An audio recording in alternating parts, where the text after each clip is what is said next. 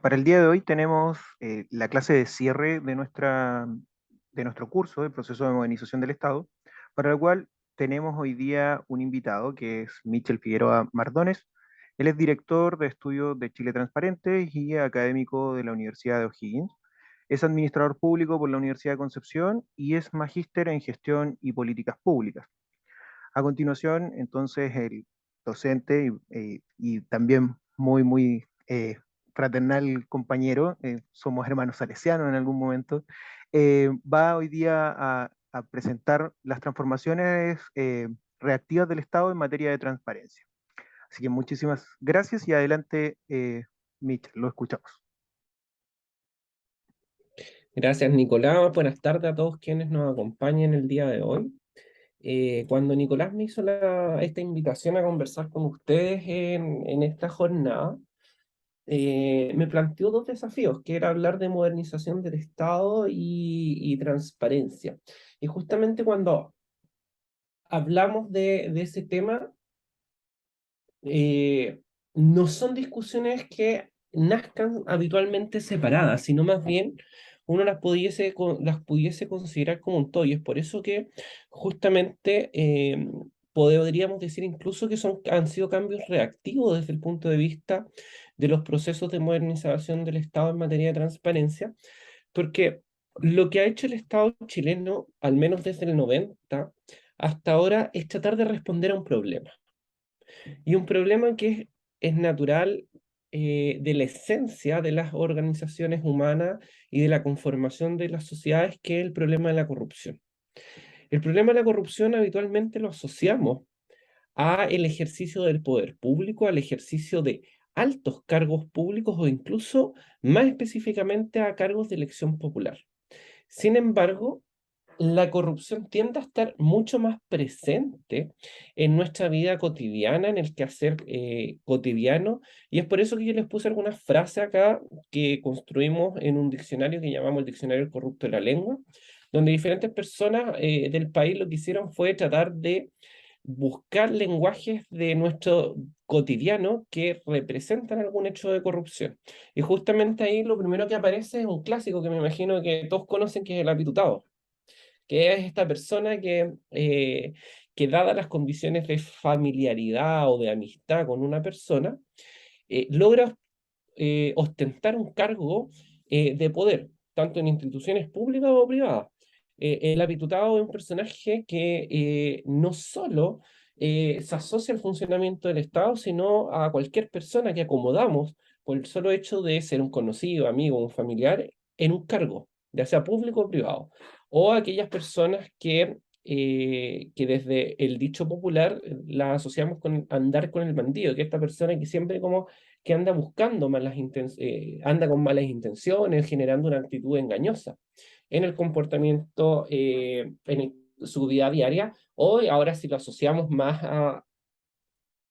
al comportamiento político, aquellos acuerdos que se hacen entre cuatro paredes y que tienden decidiéndose muchas veces alejados de los intereses de la ciudadanía. Sin embargo, hay que tener en cuenta que la mayoría de estos problemas no son problemas que atañen solamente a las estructuras del poder político o a las estructuras del poder en términos generales, sino que se dan de forma extendida en cualquier comportamiento de la vida en sociedad. De hecho, es habitual que a todos alguna vez desde esta premisa de corrupción hayamos sido corruptos o no hayamos hecho lo correcto, porque habitualmente es muy difícil siempre hacer las cosas bien en cualquier circunstancia. Sin embargo, en los últimos años nos hemos ido escandalizando más bien por problemas de corrupción que están asociados a más escándalos más grandes en materia del ejercicio del poder político, como por ejemplo los casos Penta, los casos de corrupción en Carabinero, o casos como el caso Cabal, que involucraba a actores de la concentración de los medios económicos con algunos actores políticos que ostentaban el poder o que eran familiares de quienes ostentaban el poder en aquel momento. Y por eso que cuando tratamos de definir el problema que queremos resolver desde la política pública o desde la acción del Estado, más bien el problema justamente está en poder definir cuál es como nuestro enemigo, cuál es el asunto que queremos resolver. Y uno de los problemas que nace ahí justamente es cómo conceptualizamos la corrupción o cómo la delimitamos, porque cuando decimos que la corrupción es un problema de las instituciones públicas, estamos dejando afuera al actor que habitualmente corrompe, que son agentes privados. Entonces, el gran desafío que hemos tenido es justamente es definir cuál es el concepto de corrupción que para el funcionamiento de la sociedad es más amigable al fenómeno en completo. Y desde Transparencia Internacional lo que hemos dicho es que la mejor forma de entender en este caso la corrupción es justamente como el abuso del poder que le hemos confiado a alguien para un beneficio propio.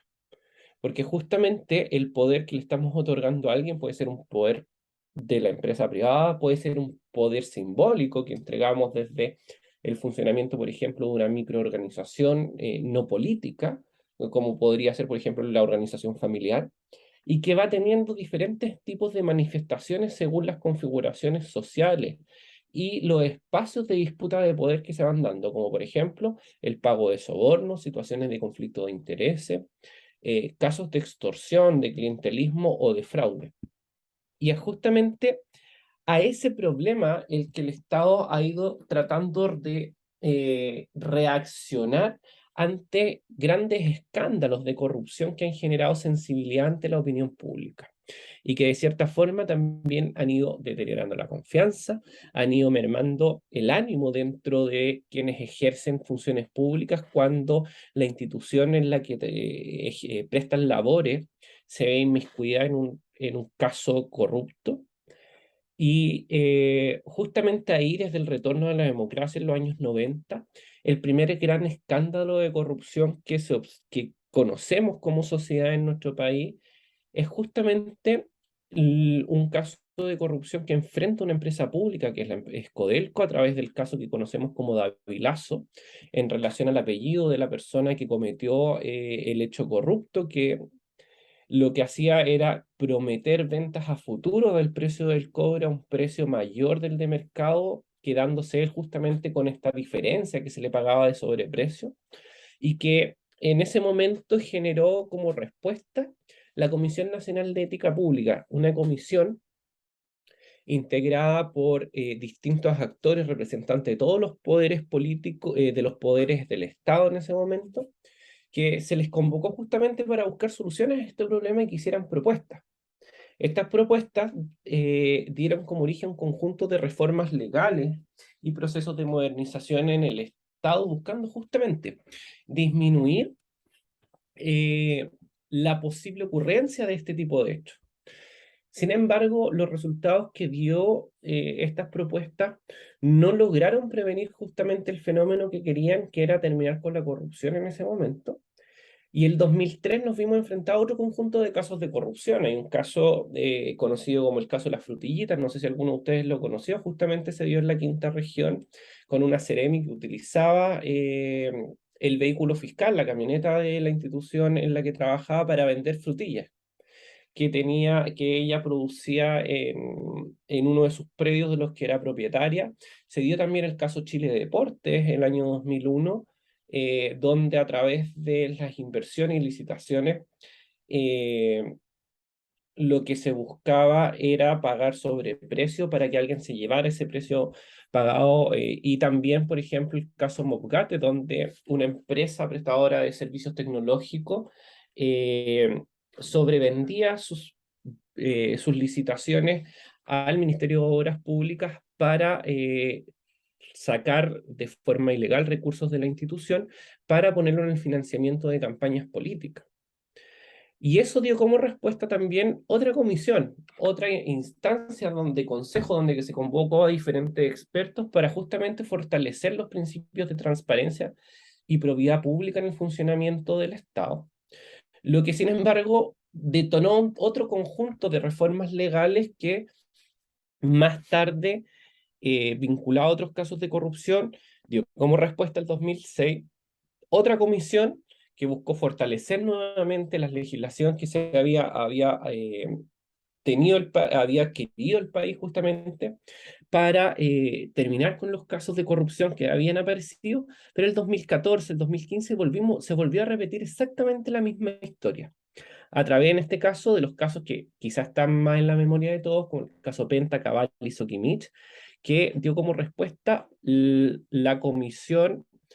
contra los conflictos de interés, el tráfico de la influencia y la corrupción, o más conocida como la Comisión Engel, que otra vez en este caso detonó un conjunto de reformas legales que buscó nuevamente ponerle término a los problemas de corrupción. Y si ahora uno mirara más bien en una perspectiva de línea de tiempo, el conjunto de reformas más y procesos de modernización que se han ido detonando desde los años 90, desde que se recuperó el Estado democrático en nuestro país, lo que vemos es que primero el Programa de Naciones Unidas para el Desarrollo envió una misión a nuestro país que buscaba justamente plantear cómo fortalecer las instituciones estatales en aquel momento, porque justamente venían de un diseño más jerarquizado, militarizado, y por tanto necesitábamos volver a crear un sistema civil de administración o de gestión de las instituciones públicas. Y desde ahí también se detonó desde esas propuestas lo que llamamos el Plan Piloto de Modernización del Estado del año 2093, donde lo que se buscó fue establecer un sistema de carrera funcionaria profesionalizante dentro de las instituciones públicas, para al año siguiente formalizarlo en lo que se denominó el Comité Interministerial de Modernización del Estado, que recayó en el Ministerio de Hacienda, que hasta el día de hoy todavía sigue existiendo, y desde donde se plantean incluso varias reformas o procesos de modernización que hoy día se han ido detonando en la gestión pública. El año 97, cuando Frei era presidente, detona un plan estratégico de modernización del Estado. Si se fijan, han habido varios esfuerzos desde que retomamos la democracia de fortalecer el cómo hacemos las cosas y mejorar los procesos que se dan dentro de la administración del Estado. Y no es hasta el año 99 que se busca proteger lo que denominamos el principio de probidad administrativa. Y entre el año 2003 y 2011 es donde encontramos un gran paquete de medidas que buscan cambiar la forma en que se hacen las cosas en el Estado, desde la introducción del procedimiento de los procedimientos de administración, la ley de procedimiento administrativo, el sistema de compras públicas, un mecanismo de nuevo trato hacia el personal que trabaja en la gestión del Estado. Se trató de incluir en aquel entonces un mecanismo de firma electrónica que luego de varios años y llegada la pandemia nos dimos cuenta que nunca había funcionado y que era muy necesario para poder hacer funcionar las instituciones desde la perspectiva del teletrabajo. Se desarrollaron varias reformas constitucionales, la más importante, la reforma 20.050, que se dio el año 2005, con la introducción del principio de probidad y transparencia a la Constitución Política de la República, y el año 2011 incluso se crea una ley de participación ciudadana para asegurar la visión de los ciudadanos en el funcionamiento de las instituciones públicas. El año 2014, con una ley que busca regular el lobby y la gestión de intereses particulares entre las personas o los privados y las instituciones estatales. Y el año 2016 otro paquete de reformas, pero que en este caso tienen un foco más bien de modernizar el sistema electoral chileno y su relación con las instituciones públicas a través de la ley de modernización de los partidos políticos, la ley de fortalecimiento de la democracia y una nueva ley de probidad que buscaba actualizar la ley de probidad establecida el año 1999, incorporando la obligación, por ejemplo, en este caso, de la realización de declaraciones de patrimonio de intereses de forma electrónica e incorporando la visión, en este caso, del conflicto de interés. Sin embargo, si uno mira estas reformas de modernización del Estado, lo que han ido haciendo es tratar de introducir diferentes cambios en el quehacer de las instituciones públicas. Pero ninguna de ellas, si ustedes se fijan en esta línea de tiempo, están tan articuladas a solucionar un problema en particular. Más bien lo que han tratado de hacer es ir dando respuesta a problemas coyunturales que se han dado en momentos determinados, detonados por escándalos particulares, y que lo que han ido haciendo es tratar de darle respuesta a esos escándalos, pero no se ha diseñado una visión de hacia dónde queremos transformar el Estado articulada con un objetivo establecido que nos permita decir el conjunto de reformas que estamos introduciendo apuntan a modernizar hacia un determinado frente la gestión estatal. Sin embargo, si uno mira ahora en materia de transparencia, que es más bien el área de mi expertise, cuando vemos la evolución de las reformas y modernizaciones que se han dado en materia de transparencia, han sido mucho menores incluso. Porque en materia de transparencia hubo un gran cambio en diciembre del año 90, que es la aprobación del decreto 608 del Ministerio de Secretaría General de la Presidencia, que crea las OIRS, las Oficinas de Informaciones, Reclamos y Sugerencias, como primer mecanismo que buscaba acercar información de cómo realizar trámites en una institución pública a la ciudadanía, a través justamente de un mecanismo que era muy simple, pero que hasta antes de eso uno no tenía información certera de cómo incluso realizar un trámite porque no se le daba esa información a la ciudadanía. Pero no es hasta más o menos el año 2005 que gracias a una demanda que hace un conjunto de ciudadanos chilenos ante la Corte Interamericana de Derechos Humanos, que los temas de acceso a la información y transparencia empiezan a tener importancia en el funcionamiento de las instituciones estatales en nuestro país, porque justamente a un grupo de ciudadanos chilenos se le había negado información sobre decisiones que estaba haciendo, en ese caso, la Corporación Forestal y por ende el Ministerio de... Ay, se me olvidó el nombre del ministerio. No recuerdo qué ministerio, del Ministerio de Agricultura y el Ministerio de Economía, que estaban haciendo inversiones en materia de gestión forestal, de monocultivo forestal en Chile, es que pidieron información de cuáles eran los criterios que se estaban usando para hacer esa inversión y promover la inversión forestal, que luego se hace la reforma el año 2005 que crea el principio de transparencia o de acceso a la información como una obligación constitucional para las organizaciones públicas. Y el año 2006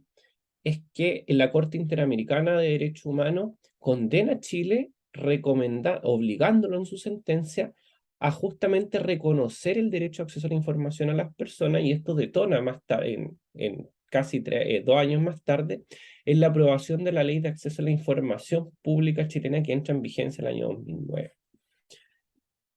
Sin embargo, el problema que plantea justamente la idea de transparencia o acceso a la información es justamente la confusión de dos conceptos que van de la mano, que es el acceso a la información y por otro lado la transparencia, pero que se refieren a cuestiones distintas. Cuando hablamos de transparencia nos referimos a la capacidad que tienen las organizaciones de visibilizar los criterios que sigue para tomar una determinada decisión. Entonces vamos a decir que algo es transparente en la medida de que la organización es capaz de mostrar los criterios que está usando para la toma de decisión que en el ámbito de las funciones le hemos otorgado a esa institución pública. Sin embargo, es muy común asociarlo con el concepto de acceso a la información porque va muy de la mano, e incluso en nuestro país es habitual hablar de la ley de transparencia,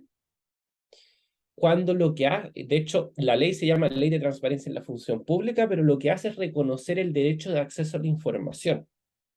estableciendo un principio de transparencia, pero reconociendo un derecho que le reconocemos a todas las personas. Y es por ello que cuando hablamos de transparencia y decimos que la transparencia es aquello que nos sirve justamente para poder visibilizar los criterios que hay detrás de la toma de decisión de una organización, ya sea pública o privada, con este concepto lo podríamos aplicar incluso todavía a las organizaciones privadas. Es por eso que hoy día muchas empresas privadas que cumplen un rol público, como por ejemplo las empresas de transmisión eléctrica, las empresas de servicios de agua o de transporte, hoy día se están abriendo a cumplir con este principio de transparencia porque dado el rol público que cumplen o la importancia que tienen para el desarrollo del país, es que deben estar sometidas a un nivel de escrutinio mayor que aquellas empresas que solo buscan generar ganancias. Es por ello que el principio de transparencia debiese permitirnos al menos responder a tres cosas. En primer lugar, qué es lo que se está haciendo, lo que está decidiendo cada organización. cómo lo está haciendo y por qué lo está haciendo. Sin embargo, ninguna institución se quiere abrir tan fácil al debate o se quiere abrir al escrutinio, y es por eso que hemos tenido que consagrar este principio en lo que hemos denominado la ley de transparencia. Porque justamente introducir estos cambios en la gestión estatal no es fácil, es por ello que hemos tenido que consagrar a través de una ley la protección y el cumplimiento de esta obligación, determinando además a qué información vamos a poder acceder. Y en principio lo que hace la ley de transparencia es justamente incorporar una visión amplia, justamente de información pública, buscando darle todas las oportunidades a cualquier persona de saber lo que está pasando dentro del Estado. Y la ley chilena considera en este caso que es información pública o transparente toda aquella que esté en manos de un órgano público, sin importar si el órgano público la creó, sin importar con qué recursos fue financiada la creación de esa información, sin importar los contenidos de esa información y sin importar el momento en que fue creada ni el soporte en que está guardada esa información. Y solo establece que mientras esa información esté en manos de un órgano público, va a ser información pública, pero establece 4 excepciones en caso de que, siendo esa información pública, no sea posible entregársela a una persona. Y en primer lugar es que la información que esté en manos del Estado pueda afectar los derechos de terceros. Por ejemplo, que información que está en manos del Estado revele, por ejemplo, la dirección de Nicolás, donde vive, justamente estaría vulnerando los derechos a su privacidad y por tanto sería una excepción para no publicar o entregar esa información. Que la información que esté en manos del Estado pueda afectar la seguridad de la nación o el interés de la nación. Y como última circunstancia, establece como medida de excepción a la aplicación de esta regla a que la información,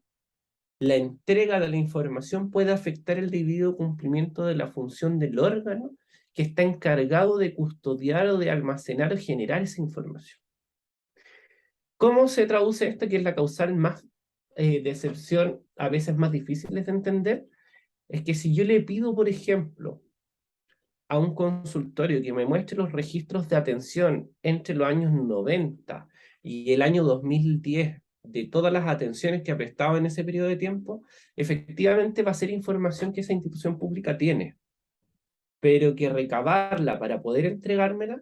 va a requerir que las personas que trabajan en esa institución no necesariamente puedan seguir cumpliendo con las funciones habituales que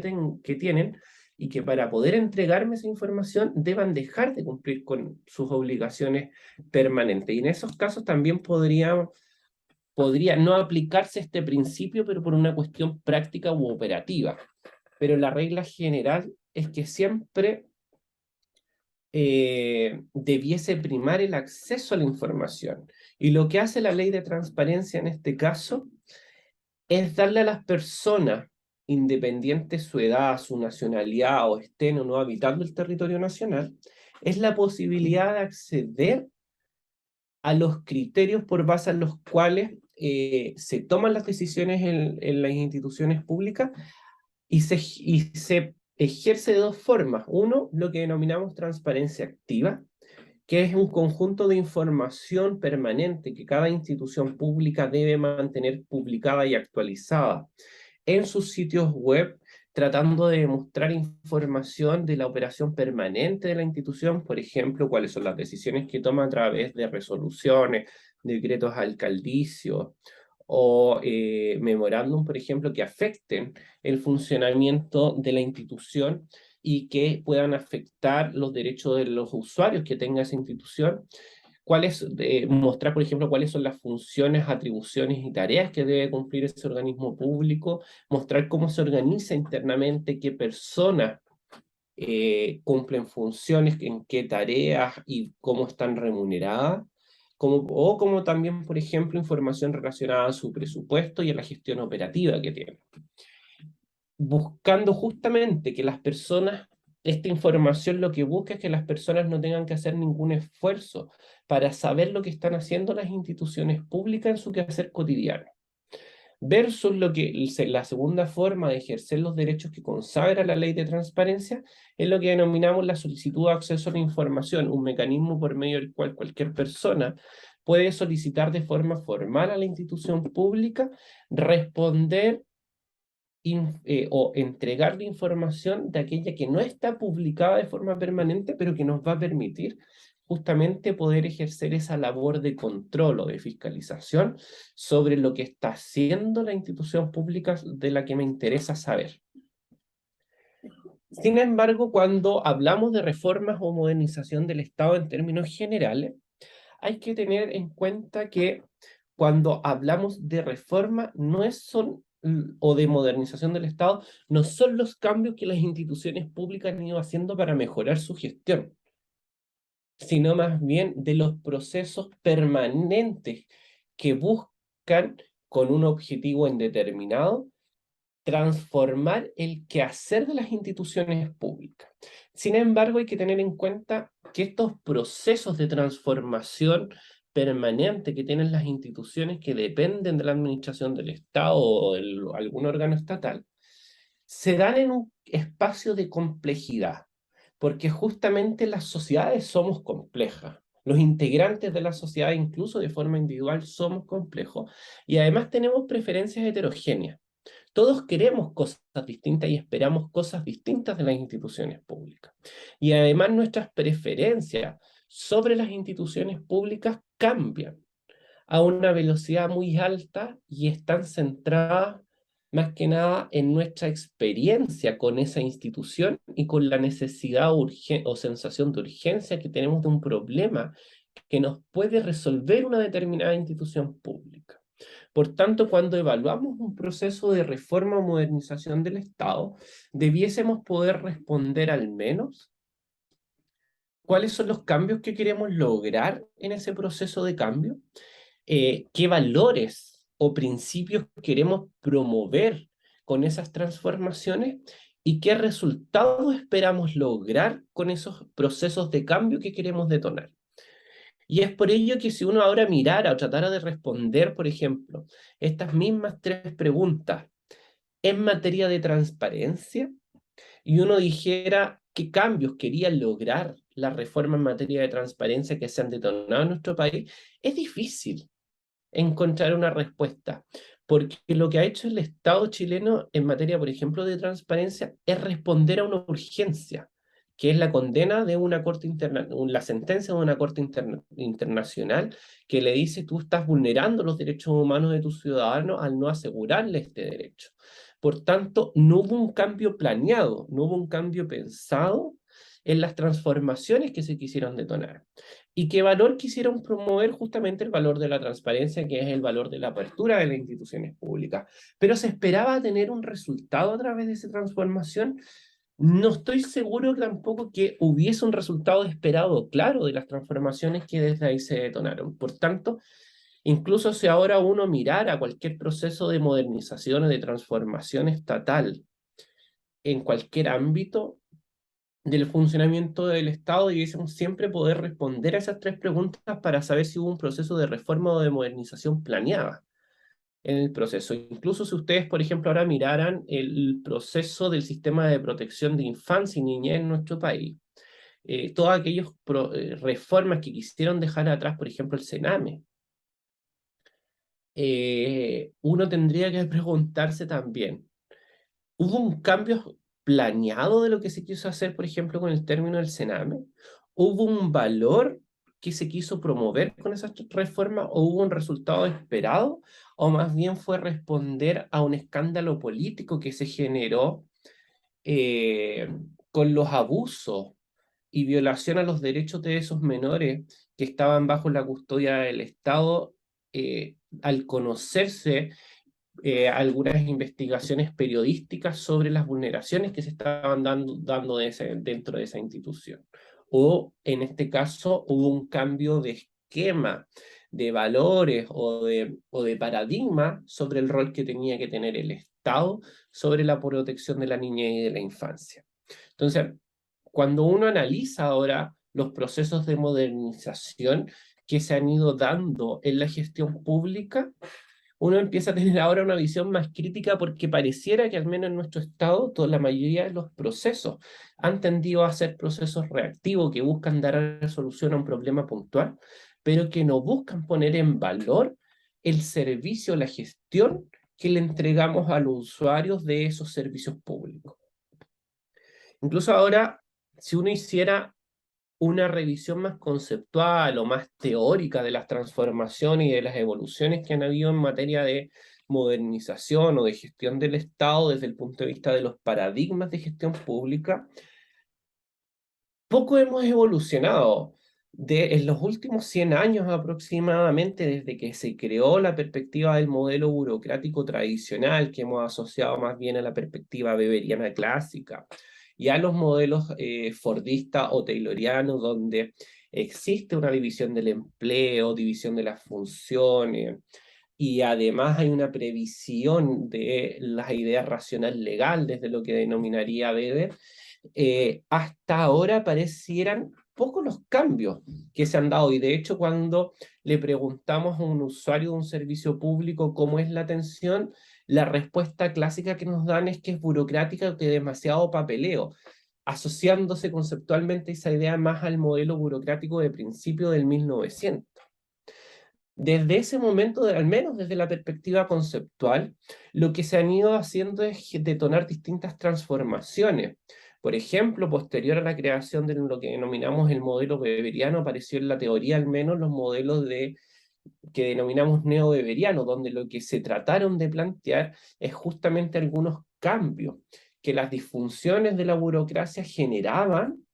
para evitar que el usuario de los servicios tuviera dificultades. O a principios de los 70, por ejemplo, cuando lo que se trató de hacer con las instituciones públicas, desde el punto de vista teórico al menos, fue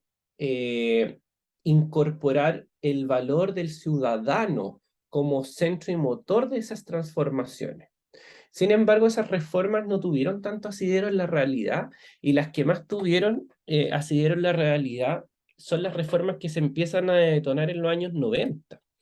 que son las que denominamos New Public Management o nueva gestión pública, donde lo que incluimos fueron principios de la gestión privada o los valores de la gestión privada al funcionamiento del Estado. ¿Y en qué se tradujo esto, por ejemplo? En incorporar mecanismos de incentivo al personal a través de recompensas económicas de acuerdo a la obtención de ciertos resultados. Y este modelo,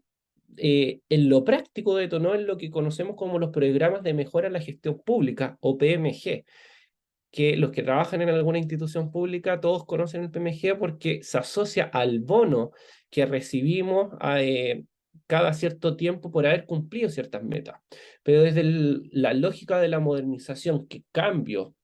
positivos han generado esos incentivos, son muy pocos. Y desde ahí que hoy día comenzaron ya a fines de los 90 a aparecer lo que denominamos los modelos de gobernanza, y más recientemente los modelos de New Public Service, que lo que buscan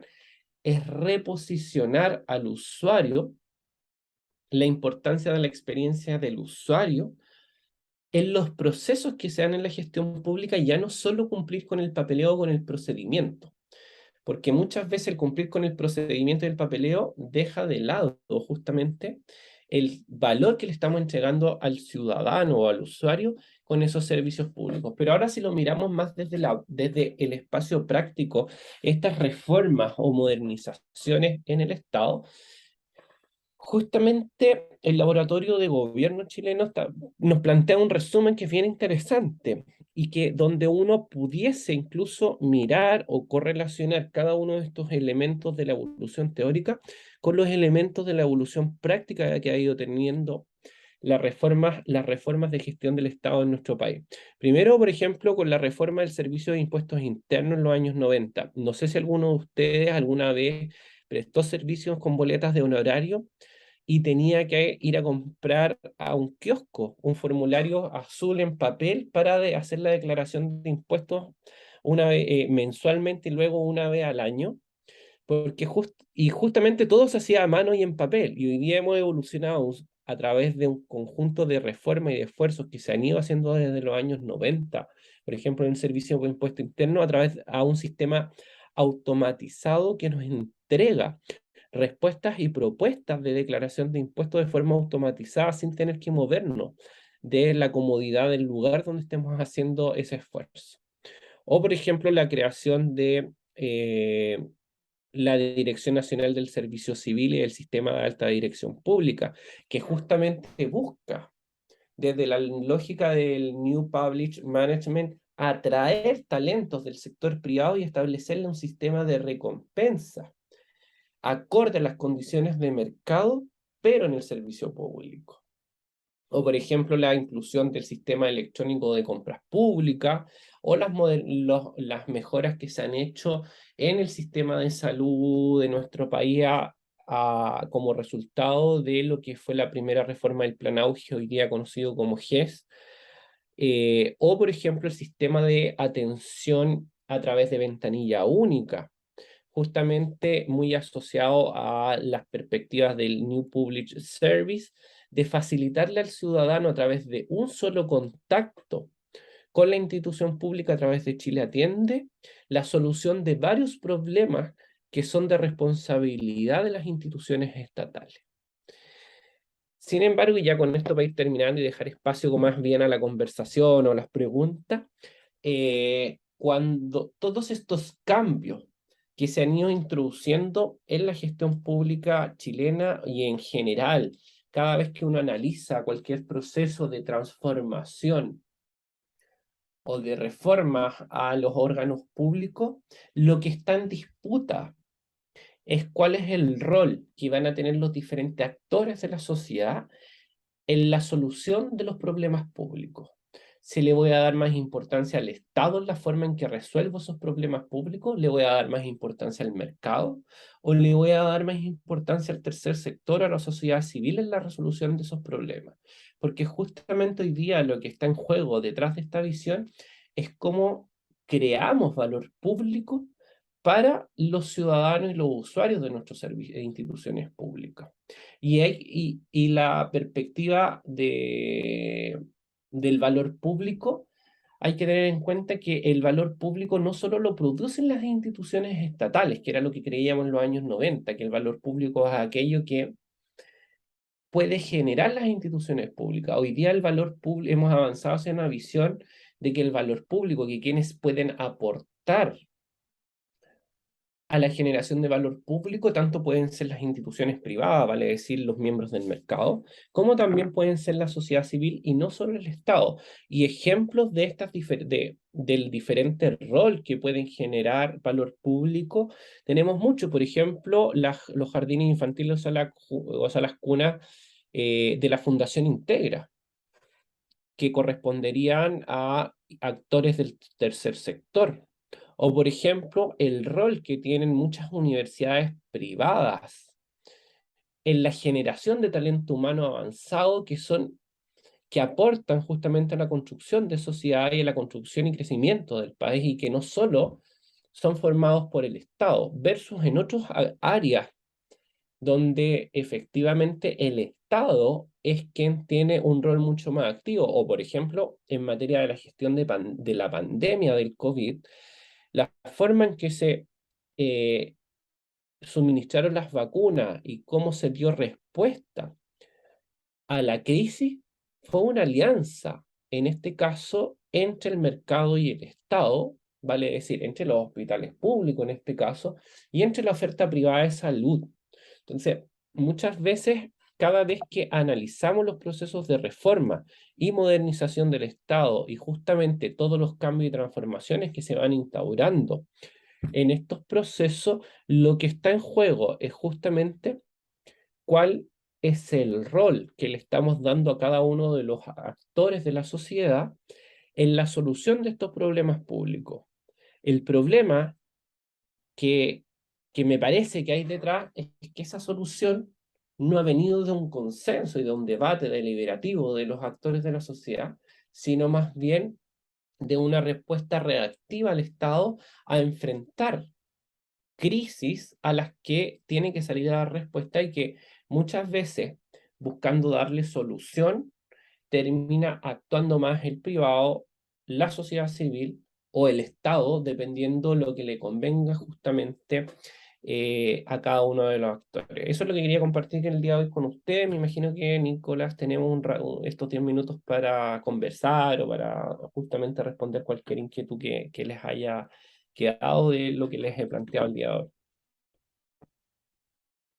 Sí, justamente, bueno, vamos a aprovechar estos minutos que van quedando para ver si es que hay dudas, consultas o inquietudes o algo que quisieran plantear, aprovechando que tenemos a Michelle por este lado.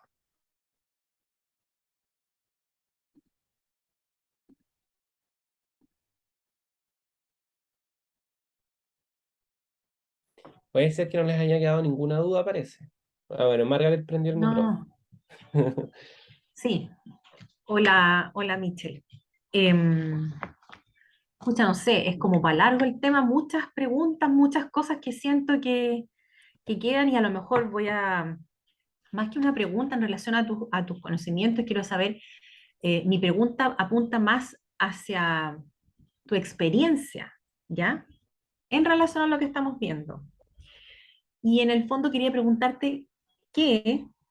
en relación a este último proceso constituyente que tuvimos nosotros, y de repente tantas cosas etéreas que yo siempre, que me hubiera gustado ver la bajada práctica de eso, ¿qué ejemplos o qué acciones de un Estado en un constante proceso de modernización contribuyen a un constructo social plurinacional o multicultural? Mira, independiente de la semántica de ambos conceptos, que se abra el debate a enriquecer la cultura en relación a nuestras propias etnias. Entonces, como qué ejemplos prácticos podrían ser? Es una difícil pregunta por varias razones. Voy a partir explicando las razones, no quiere decir que no voy a responder la pregunta. No, sí está Pero bien. Si yo se sabía que hace, era difícil, yo se sabía. hace primero algunas aprehensiones. Ajá. Los debates constitucionales tienden a ser complejos de por sí solos. Y por otro lado, en sociedades como la nuestra, donde hemos estado tan poco acostumbrados a la democracia, es que los procesos de deliberación pública tienden a estar ausentes en nuestra historia. De hecho, las tres constituciones que tenemos han sido aplicadas, han sido diseñadas e implementadas en procesos dictatoriales. E incluso no somos los únicos en la región. Si uno mira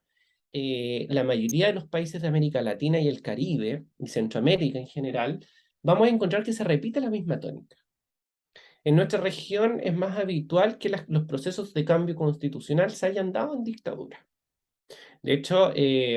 es muy difícil encontrar ejemplos de procesos de deliberación constitucional que hayan sido completamente democráticos. De hecho, por eso estábamos tan contentos con este proceso, porque justamente era el primer proceso que se daba de forma democrática. Y el otro problema asociado a eso es qué esperar de las constituciones. Justamente las constituciones, por esencia, son textos abstractos que definen principios, que definen valores y que definen un marco de acción, que definen más bien un paraguas sobre el que nos vamos a proteger, pero que no definen cuál va a ser esa estructura en particular. Y es por eso que cuando hablamos de procesos de transformación a nivel constitucional, cuando se detonan esos procesos, habitualmente los cambios que se tienen que detonar en forma práctica son mucho más largos que el solo hecho del cambio constitucional. Y muchas veces son mucho más inciertos de lo que creemos. O sea, ya fue incierta la discusión que tuvimos porque nadie sabía cómo iban a ocurrir las transformaciones, porque lo que establecía ese texto constitucional que fue rechazado era un hacia dónde queremos llegar, o sea, hacia dónde queremos ir. Pero la forma práctica en que íbamos a caminar hacia allá se iba a dar en un espacio de discusión que recién se iba a abrir en caso de que se hubiese aprobado ese texto. Y habitualmente los procesos de transformación institucional o de transformación de los órganos públicos es un proceso que no necesariamente se detona con los cambios constitucionales, porque los cambios institucionales nos establecen un marco normativo al que vamos a tener que llegar, pero los procesos de transformación real que se dan en una institución pública dependen de factores que escapan de la mera legalidad. Y habitualmente les entregamos esta responsabilidad a los cambios legales. Y creemos que porque cambiamos la Constitución y porque cambiamos luego las leyes orgánicas de cada institución, los cambios van a ocurrir solos. Y lo que ahí necesitamos entender primero es que los cambios, para que ocurran, tiene que haber una transformación de la cultura organizacional de esas instituciones públicas. Y cada institución pública tiene su cultura organizacional, e incluso dentro de un mismo servicio público vamos a encontrar subculturas organizacionales. En los servicios públicos que tienen ámbito nacional, por ejemplo, no sé, como la Dirección Nacional de Pesca, por poner un ejemplo, vamos a encontrar incluso dentro de esa misma institución por regiones distintas formas de hacer las cosas. Y lo otro es que conviven también elementos simbólicos con los que esas instituciones funcionan que muchas veces no podemos ver, y relaciones con los usuarios de esos servicios muy distintas. Y por otro lado, hoy día hay que reconocer que los sistemas sociales son complejos, porque no podemos predecir su comportamiento como una organización conjunta, y no podemos predecir si las transformaciones o los cambios que hacemos en parte de esos elementos van a generar cambios que no podemos visualizar. Y por otro lado, las organizaciones, las instituciones tienen sus propios mecanismos de aprendizaje y van cambiando autónomamente, que es lo que más asociamos al concepto de autopoiesis del profesor Maturana. Y justamente todos esos elementos hacen que predecir cómo van a ocurrir estas transformaciones institucionales sea difícil. Ese era como el preámbulo para poder llegar a responder tu pregunta, Margaret.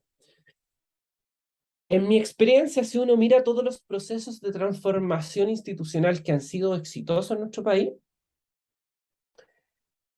han sido cambios incrementales. Han sido cambios que son la acumulación de otros cambios que nos van permitiendo acrecentar ese cambio. Desde la teoría de políticas públicas hay una discusión clásica que planteó el profesor Charles Lidbom el año 60-62, y lo plantea de una forma muy fácil. Él dice que los cambios en materia de política pública se pueden hacer o a la raíz o a las ramas, apuntando que cuando vamos a la raíz hacemos transformaciones completas, institucionalizadas, donde cambiamos los parámetros que sostienen un sistema,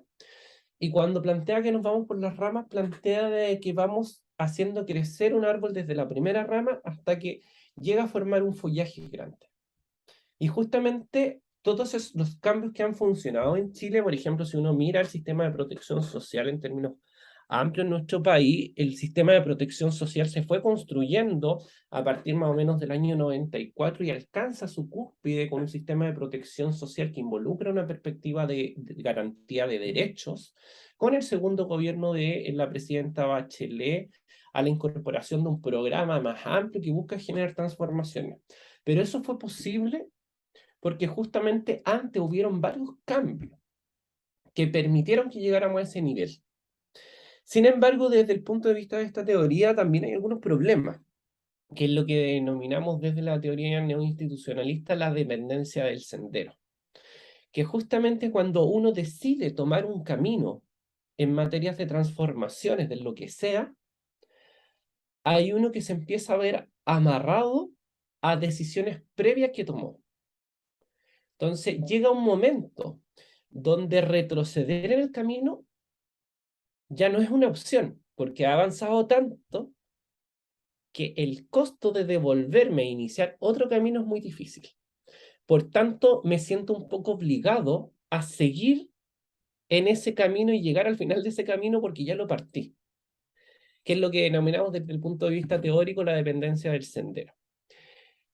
Y justamente hoy día yo creo que en materia de reconocimiento de pueblos indígenas, que creo que es como la forma más básica de hablar los temas de plurinacionalidad, nos queda mucho todavía por abrir el sendero recién. Yo creo que ni siquiera hemos sido capaces de... igual yo a rato soy un poco crítico y pesimista. No quiero transmitirle la idea pesimista, pero sí creo que siendo críticos con esto, creo que ni siquiera hemos abierto. O sea, yo creo que el tema del debate constitucional en materia de reconocimiento de los pueblos indígenas recién empezó a abrir el sendero, empezó a abrir el camino. Pero todavía tenemos un problema de reconocimiento importante, de reparación y de reconocer primero que necesitamos reparar a quienes les hemos hecho daño. Cuestión que todavía no hemos logrado hacer. Y luego de ahí empezar a avanzar en este cambio. Entonces, si uno es más crítico con las transformaciones que se quisieron hacer desde el punto de vista del diseño constitucional, es que quisimos avanzar demasiado, hacer un cambio que desde la teoría de Lidlund hubiese sido a la raíz, olvidándonos que las cosas que han funcionado en nuestro país van más bien por las ramas, por cambios lo que lo denominamos incrementalistas. Entonces, quisimos hacer una gran transformación y cuando hacemos grandes transformaciones, la gente se tiende a asustar. Todos nos asustamos cuando tenemos muchos cambios a la vez. Y parte de eso yo creo que es lo que pasó en este caso. Y ahí hay un académico que hoy día está un poquito desprestigiado, dado también la situación que ocurrió en el último año, que es Mario Bleibtreu, porque se abrió también un poco a una opción, pero desde la teoría de la gestión pública que él promueve, plantea Mario que los cambios en las organizaciones públicas se pueden hacer de dos formas. Y él lo plantea de una forma muy simple. Dice, los cambios son muy parecidos a la teoría de Lidlund, o son rápidos y sucios, o lentos y limpios. Porque cuando evidentemente hago transformaciones muy grandes y rápidas, siempre dejo descontento a muchas personas. O mato a mucha gente en el camino, siendo en términos muy banales. Versus las transformaciones que son más lentas, que tienden a generar consensos donde no me voy peleando con nadie. Por eso él dice lentos y limpios, o rápidos y sucios. Pero justamente hay que tener en cuenta que esto no es una receta de supermercado. O sea, las transformaciones institucionales, los cambios en materia de política pública, no son recetas de supermercado y tenemos que ir ajustando estas perspectivas e ir balanceándolos de acuerdo a las necesidades que vamos teniendo en determinados momentos. Entonces, no es fácil el cambio, Margarita. No, pero sí me hace mucho sentido y es como que, porque pensando, por ejemplo, en el Estado neozelandés, que en el 1840 recién partieron como estos tratados indígenas y tratados de restitución de tierras, de incorporación en el tema de la educación, y recién, creo que en el año 75 se ratificó una política de Lograron Estado, incluso los lograron sistemas de justicia indígena. en los De hecho, sistemas de Australia y Nueva justicia Zelanda, indígena. que tienen ese problema bastante en común, se demoraron al menos 60 años en lograr las transformaciones. El problema es que en materia indígena yo diría es que aquí no hemos detonado las transformaciones. Hemos tratado de Claro, todo el rato de ir solucionando conflictos. De hecho, hoy día todavía seguimos hablando del conflicto mapuche. exacto. Pero no hemos incorporado la lógica de afrontar un problema y querer darle solución a través de una transformación institucional, que nos va a demorar 2 años y que no va a tener retrimenta electoral o política, y que normalmente puede ser que hasta en 20 años no veamos la transformación. Incluso siempre hablamos de los cambios que pasan en otras partes del mundo, Claro. pero hay cambios que se están detonando en nuestros vecinos. Perú, el año 2005 más o menos, empezó a introducir cambios en materia extractivista con reconocimiento de los pueblos originarios y de la participación vinculante de los pueblos indígenas que están en el Perú, justamente en la extracción de recursos naturales. Y ya lleva más o menos 15 años ensayando el proceso. Y es porque justamente se han abierto a incorporar el enfoque de participación indígena y de participación ciudadana en los problemas extractivos, justamente porque saben o lograron tener la reflexión de que esas transformaciones justamente requieren tiempo. Y todas las transformaciones sociales requieren tiempo. porque hay un aprendizaje individual, pero también hay un aprendizaje colectivo de los integrantes de la sociedad. Y por otro lado hay un aprendizaje también del propio Estado, que a veces nos cuesta acumular y reconocer. Entonces, yo creo que el gran error que hubo acá, de cierta forma, que fue un error más político que técnico, fue querer hacer transformaciones en algunos temas que eran demasiado amplias o grandes para la forma en que habitualmente las personas en nuestro país o el Estado ha ido haciendo los cambios. De hecho, en materia de personal en el Estado, la regla que regula el personal en el Estado, si ustedes se fijan, que si bien el estatuto administrativo es como del año 94 el texto que está vigente, el corazón de la norma viene del año 62, 69. Entonces, si bien hemos maquillado la norma, le hemos cambiado el nombre, le hemos cambiado el número y toda la cuestión, el contenido que estructura la relación laboral del Estado con las personas viene de más o menos los años 60. Entonces, nos cuesta hacer reforma, y de hecho nadie hoy día está abierto a abrir una reforma en materia de gestión de las personas en el Estado, por ejemplo. Muchas gracias, De profesor. nada, Margaret. Cristian. Adelante, Cristian. Profesor, buenas tardes, gracias. Mi consulta está orientada a la exposición a la lámina más o menos número 4 o 5, que hablaba de acceso a la información, cuando ¿Ya? decía la función pública se ejerce con transparencia, de modo que permita y promueva el conocimiento de los procedimientos, contenidos y decisiones que se adopten en el ejercicio de ella, a excepción de los Sí. derechos de las personas. Justamente, sumamente importante en el concepto que me es mucho ya cuando hablamos del derecho a las personas. Y ahí está orientada en relación con la ley 18.575 habla acerca del tema de la probidad de la transparencia y especialmente de las autoridades, nuestras máximas autoridades, ¿cierto? O quienes ejercen cargos públicos no pueden tener, justamente ahí va, esta misma, ¿cierto? No pueden tener consumo de sustancias ilícitas, ¿ya? Entonces, mi consulta está relacionada con cómo se relaciona ya, la solicitud de que nuestros diputados y senadores hoy en día tengan que hacerse una actividad de droga con este derecho de las personas que ellas son autoridades públicas y también forman parte de nuestras más altas autoridades públicas. Mayor aún si es que estas mismas autoridades públicas son elegidas por voto popular. ¿Ya? Siento que, entonces, ¿cuál es la relación que existe entre la transparencia y el derecho de estas personas, el derecho a su privacidad, a su honra, con la transparencia propiamente tal, al ser obligados a hacerse listas de drogas? ¿Y cuál es tu visión en relación a eso? Ya. Yo creo ahí, Cristian, que hay varias cuestiones en discusión con el tema del test de droga. Primero, los funcionarios públicos,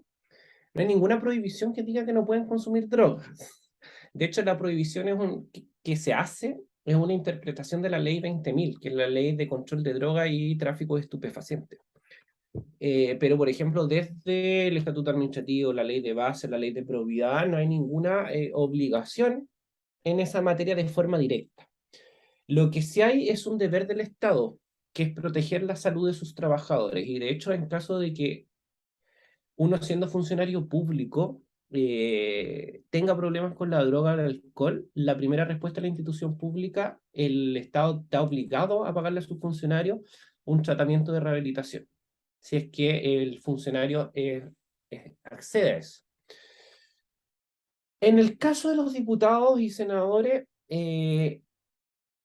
se dio una situación distinta. A través de una modificación al reglamento que funciona en la Cámara, ellos se auto-obligaron a esto. El problema de la autoobligación del test de drogas es la publicidad del resultado. ¿Por qué? Porque la publicidad del resultado puede revelar información particular de la persona, información privada de la persona, porque lo que yo hago con mi consumo, si consumo o no consumo drogas, es información que se da en el ámbito de mi esfera privada, de la vida privada de cada individuo. Sin embargo, hay que reconocer que los funcionarios públicos o cualquier autoridad pública tiene un ámbito de la privacidad mucho más acotada que una persona cualquiera. ¿Y por qué? Justamente por el rol público que tienen sus decisiones o sus conocimientos cuando están siendo aplicados en beneficio de cualquier persona. Y es bajo ese mismo argumento, por ejemplo, es que el sueldo de los empleados públicos se publica de forma transparente en el sitio web o se publican las reuniones que han tenido ciertos funcionarios, la declaración de intereses y patrimonios, donde incluso aparecen las propiedades, los vehículos y las deudas que tiene un directivo o un alto funcionario público o alguien elegido bajo votación popular. Pero justamente cuando decimos se reconoce el derecho de el acceso a la información se limita en el ejercicio de los derechos de las personas, es que los empleados públicos y las altas direcciones, las altas autoridades, tienen algunos menos derechos que cualquier otra persona, justamente por la responsabilidad de la posición del cargo que están utilizando. Y es por ello que justamente esta situación amerita que su ámbito de la privacidad en este caso sea más acotada. En el caso particular del test de droga, yo creo que es más show que vida real, siendo súper honesto. ¿Y por qué? Porque no hay ningún efecto inmediato ni sanción desde el punto de vista de qué pasa si Nicolás consume droga y es diputado. La sanción es una amonestación del comité de ética. No es que pierda el cargo, ni es que haya una inhabilidad. Él podría estar cometiendo un delito por comprar drogas de forma ilegal, pero el uso de drogas de forma recreativa en sí mismo no está penado. Lo que está penado, de hecho, es comprar drogas o comercializar drogas, pero no el consumo directo de forma general. Entonces, me parece que lo que se terminó haciendo acá fue tratar de darle solución a los problemas que hay de relación entre los políticos y algunos sectores del narcotráfico y del crimen organizado a través de una solución que parecía popular ante la opinión pública, pero que no soluciona el problema de que, por ejemplo, si Nicolás consumiera drogas, se relaciona o no con el crimen organizado y los narcotraficantes. El problema que estamos teniendo hoy día entre la política y el narcotráfico es justamente un problema de financiamiento. Muchos narcotraficantes están financiando campañas políticas y están financiando actores políticos e incluso le están entregando personal vinculado a las organizaciones delictuales o de droga para que ejerzan funciones en las instituciones públicas, justamente buscando una especie de captación desde algunas instituciones públicas. El caso del municipio de San Ramón y incluso de la repetición de elecciones que se tuvo que generar con el alcalde Aguilera, es justamente, más allá de los vicios legales que se generaron y que justificaron que se repitiera la elección, pero el problema de fondo que hay en San Ramón hoy día es de la captura que están haciendo grupos de narcotráfico a la labor municipal, e incluso bajo lo que denominamos la ausencia completa de Estado, porque hay zonas en la comuna de San Ramón, por ejemplo, donde las instituciones públicas no llegan, y si por ejemplo, quienes repartieron las cajas de alimentos en situación de pandemia no fueron los funcionarios municipales, sino fueron los guardias, no sé cómo se llaman honestamente, pero los guardias, las personas que le prestan servicio al cártel de droga, que controla una determinada población o un determinado territorio. Y ahí está el problema, porque cuando dejamos entrar el financiamiento o el crimen organizado de la droga a la política, nos abrimos a otros problemas que no tenemos cuando son las empresas los que nos financian, sino ahora es que por recibir financiamiento del crimen organizado y del narcotráfico, lo que abrimos es la posibilidad a tener que tapar otros delitos de sangre o crímenes por las instituciones públicas. Y ahí está el problema, justamente, y lo que se está haciendo en el Congreso es tratar de dar una señal de que estamos preocupados del tema, pero no está apuntando a solucionar el problema de fondo, a mi juicio.